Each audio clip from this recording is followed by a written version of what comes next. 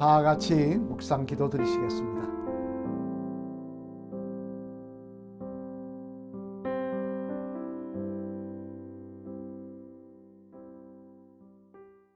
찬송 540장입니다. 540장 같이 부르시겠습니다. 주의 음성을 내가 들으니 사랑한단 말일세. 믿는 마음으로 주께 가오니 나를 영접하소서. 내가 매일 십자가 앞에 더 가까이 가오니 구세주의 흘린 보배 피로써 나를 정케 하소서. 주여 넓으신 은혜 베푸사 나를 받아주시고 나의 품은 뜻 주의 뜻같이 되게 하여 주소서. 내가 매일 십자가 앞에 더 가까이 가오니 구세주의 흘린 보배 피로써 나를 정케 하소서. 주의 보좌로 나아갈 때에 어찌하니 기쁠까.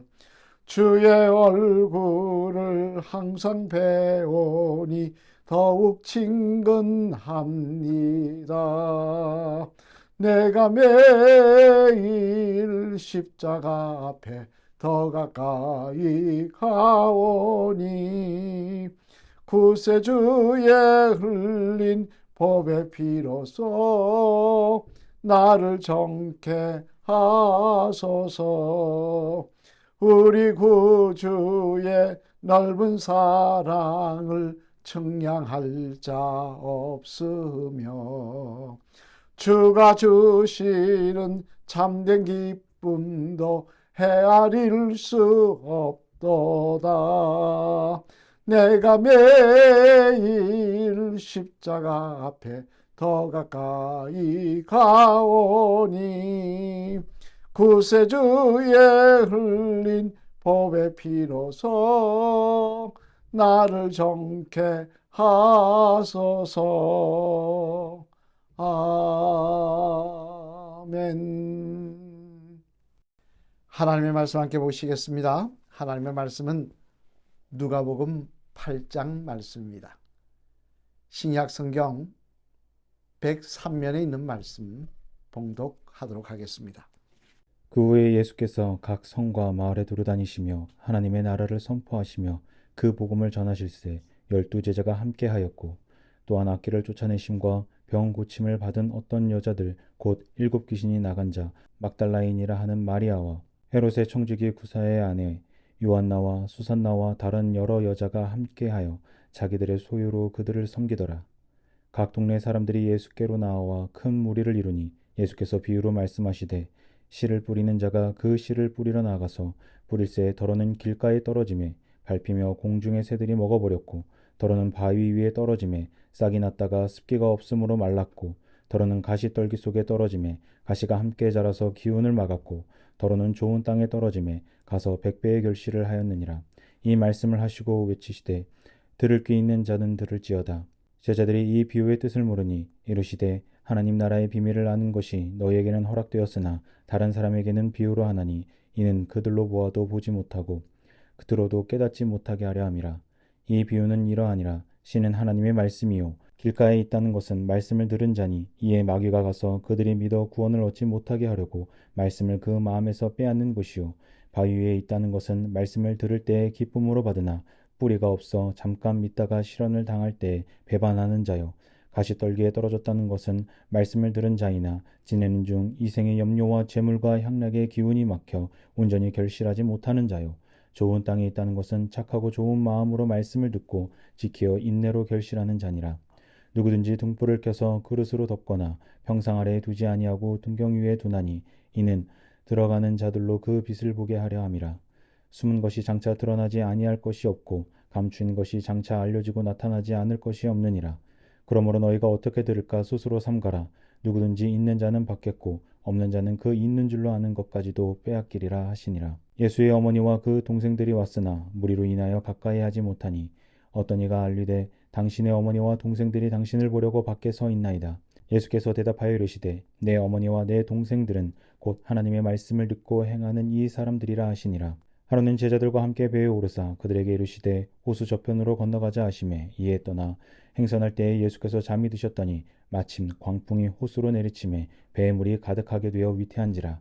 제자들이 나와 깨어 이르되 주여 주여 우리가 죽겠나이다 한데 예수께서 잠을 깨사 바람과 물결을 꾸짖으시니 이에 그쳐 잔잔하여지더라. 제자들에게 이르시되 너희 믿음이 어디 있느냐 하시니 그들이 두려워하고 놀랍게 여겨 서로 말하되 그가 누구이기에 바람과 물을 명함에 순종하는가 하더라. 그들이 갈릴리 맞은편 거라사인의 땅에 이르러 예수께서 육지에 내리심에 그 도시 사람으로서 귀신 들린 자 하나가 예수를 만나니 그 사람은 오래 옷을 입지 아니하며 집에 거하지도 아니하고 무덤 사이에 거하는 자라. 예수를 보고 부르짖으며 그 앞에 엎드려 큰 소리로 불러 이르되 지극히 높으신 하나님의 아들 예수여 당신이 나와 무슨 상관이 있나이까. 당신께 구하노니 나를 괴롭게 하지 마옵소서 하니 이는 예수께서 이미 더러운 귀신을 명하사 그 사람에게서 나오라 하셨음이라. 귀신이 가끔 그 사람을 붙잡음으로 그를 쇠사슬과 고랑에 매어 지켰으되 그 맨 것을 끊고 귀신에게 몰려 광야로 나갔더라. 예수께서 내 이름이 무엇이냐 물으신즉 이르되 군대라 하니 이는 많은 귀신이 들렸음이라. 무적행으로 들어가라 하지 마시기를 간구하더니 마침 그곳에 많은 돼지떼가 산에서 먹고 있는지라. 귀신들이 그 돼지에게로 들어가게 허락하심을 간구하니 이에 허락하시니 귀신들이 그 사람에게서 나와 돼지에게로 들어가니 그 떼가 비탈로 내리달아 호수에 들어가 몰사하거늘 치던 자들이 그 이루어진 일을 보고 도망하여 성내와 마을에 알리니 사람들이 그 이루어진 일을 보러 나와서 예수께 이르러 귀신 나간 사람이 옷을 입고 정신이 온전하여 예수의 발치에 앉아 있는 것을 보고 두려워하거늘 귀신 들렸던 자가 어떻게 구원받았는지를 본 자들이 그들에게 이르매 거라사인의 땅 근방 모든 백성이 크게 두려워하여 예수께 떠나시기를 구하더라. 예수께서 배에 올라 돌아가실새 귀신 나간 사람이 함께 있기를 구하였으나 예수께서 그를 보내시며 이르시되 집으로 돌아가 하나님이 내게 어떻게 큰 일을 행하셨는지를 말하라 하시니 그가 가서 예수께서 자기에게 어떻게 큰 일을 행하셨는지를 온 성내에 전파하니라. 예수께서 돌아오심에 무리가 환영하니 이는 다 기다렸음이로라. 이에 회당장인 야이로라 하는 사람이 와서 예수의 발 아래 엎드려 자기 집에 오시기를 간구하니 이는 자기에게 12살 된 외딸이 있어 죽어가미로라. 예수께서 가실 때에 무리가 밀려들더라. 이에 12해를 혈류증으로 앓는 중에 아무에게도 고침을 받지 못하던 여자가 예수의 뒤로 와서 그의 옷가에 손을 대니 혈류증이 즉시 그쳤더라. 예수께서 이르시되 내게 손을 댄 자가 누구냐 하시니 다 아니라 할 때 베드로가 이르되 주여 무리가 밀려들어 미나이다.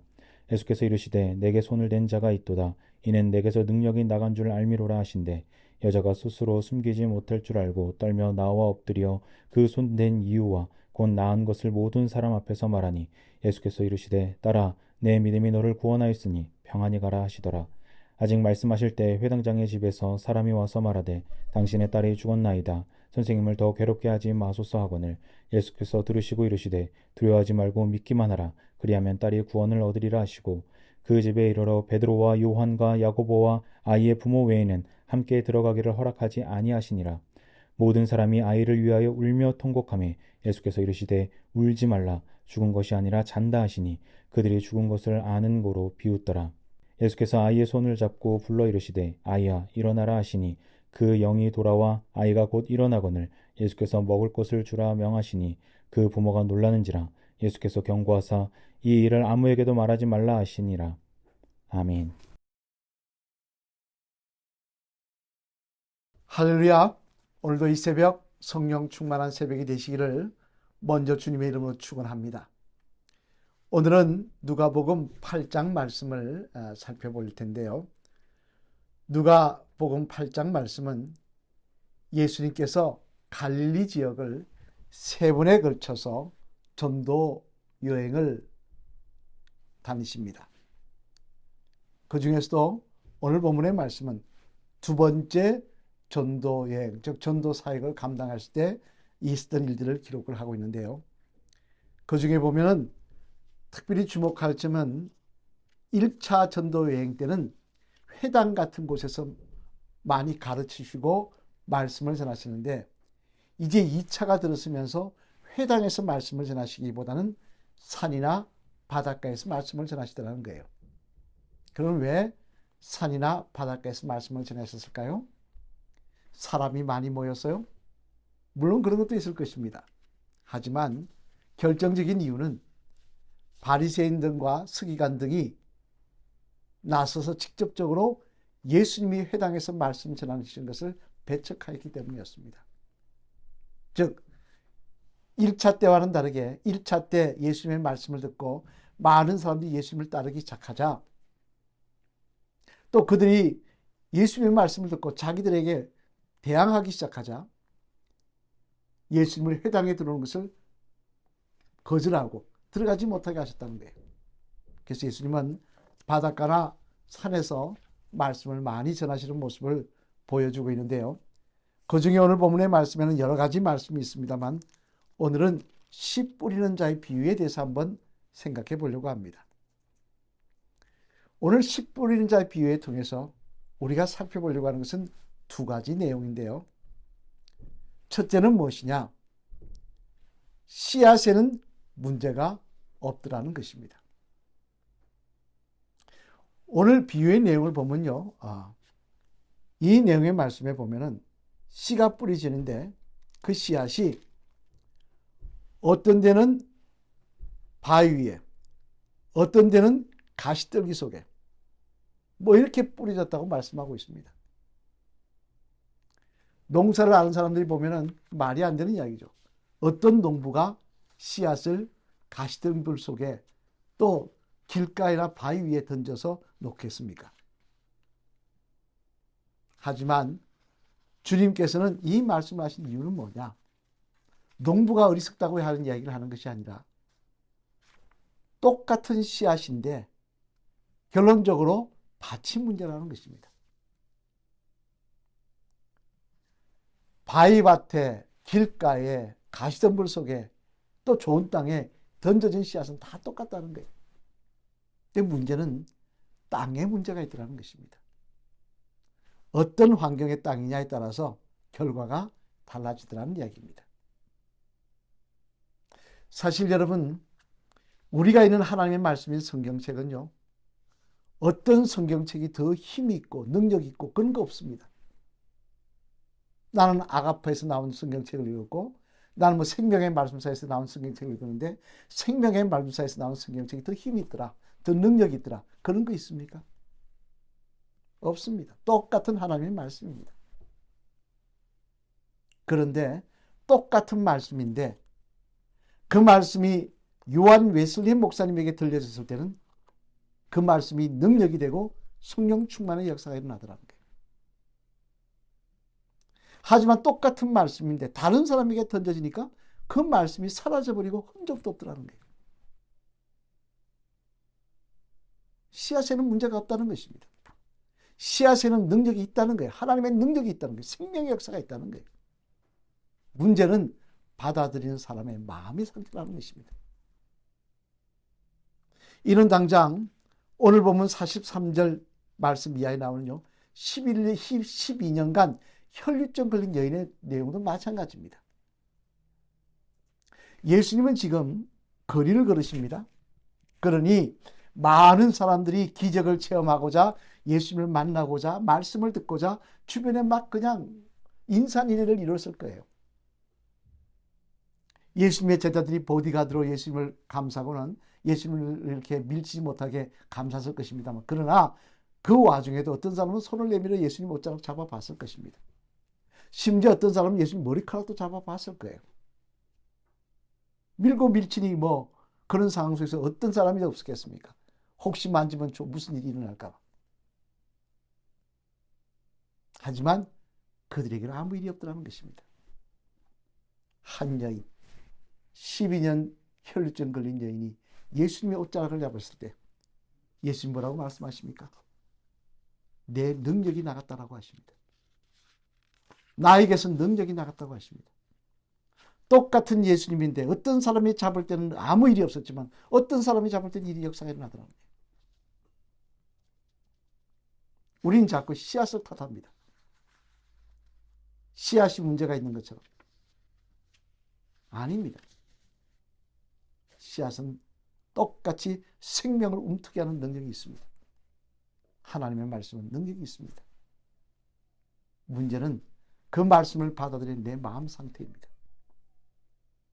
내가 그 말씀을 사모하며 그 말씀을 믿고 순종하려는 모습이 있을 때 그곳에 하나님의 역사는 일어나는 것입니다. 생명의 역사는 일어나는 거예요.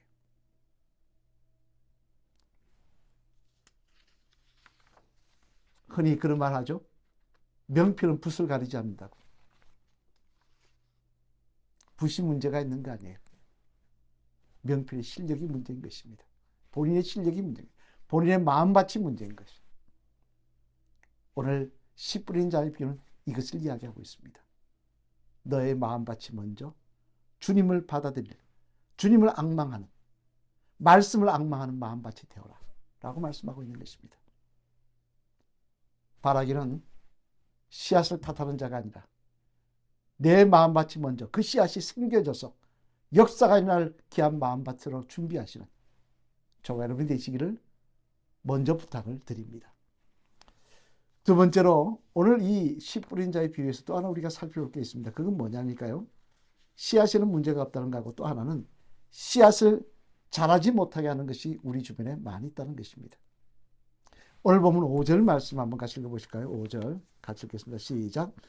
씨를 뿌리는 자가 그 씨를 뿌리러 나가서 뿌릴새 들으는 길가에 떨어지며 밟히며 공중의 새들이 먹어버렸고. 아멘. 여기 보면 씨앗이 던져지는데 그 씨앗을 누가 먹어버렸다고 이야기하고 있습니까? 새가 먹어버렸다는 거예요. 새는 무엇을 이야기합니까? 마귀를 이야기하는 거죠. 즉 우리 마음밭에 그 말씀이 떨어져서 제대로 자라지 못하게 마귀가 가져가 버린다는 거예요. 또 7절 말씀 볼까요?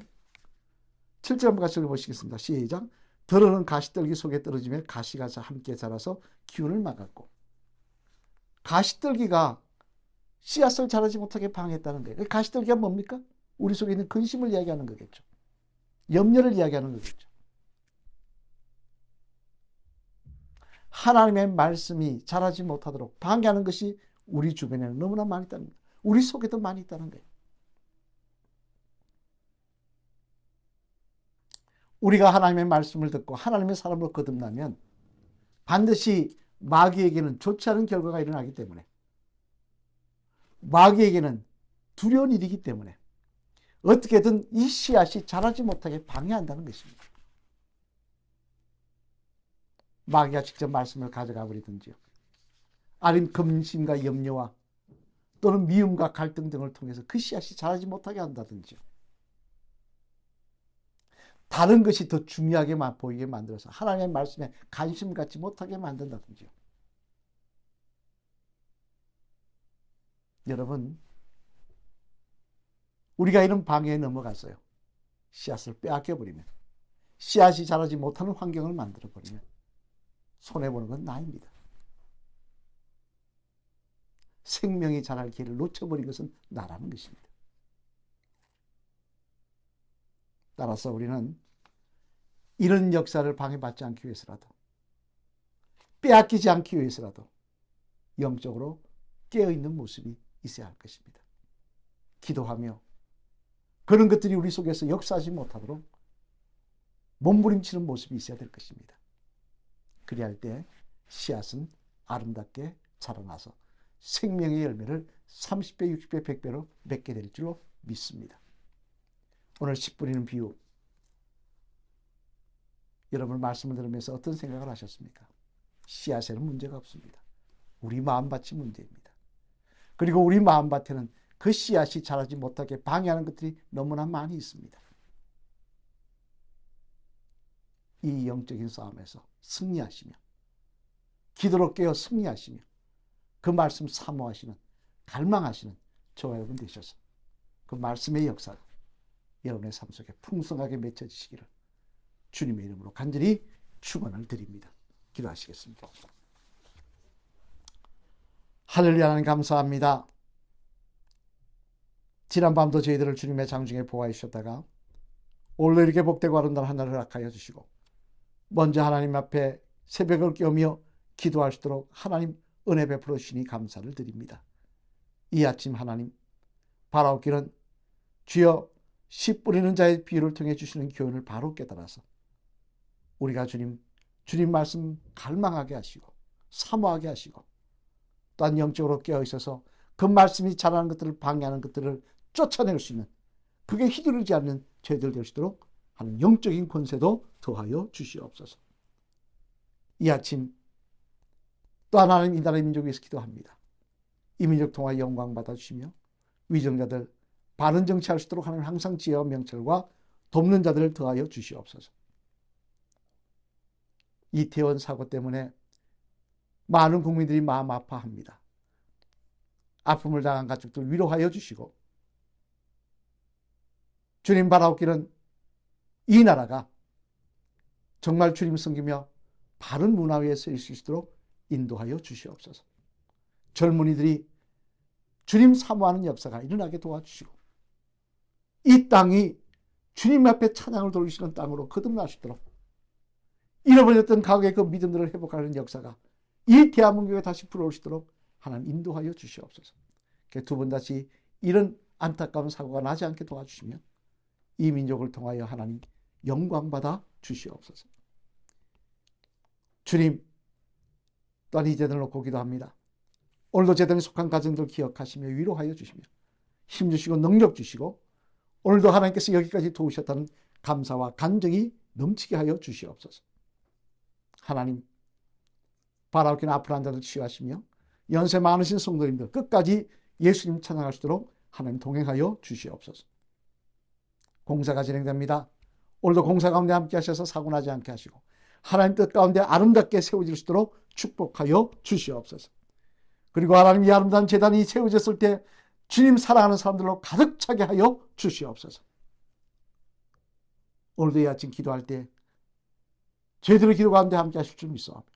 이 모든 말씀 예수 그리스도를 받들어 감사드리며 간절히 축복 기도 드렸습니다. 아멘. 다 같이 주기도문에 오시겠습니다. 하늘에 계신 우리 아버지여 이름이 거룩히 여김을 받으시오며 나라가 임합시며 뜻이 하늘에서 이루어진 것 같이 땅에서 이루어지이다.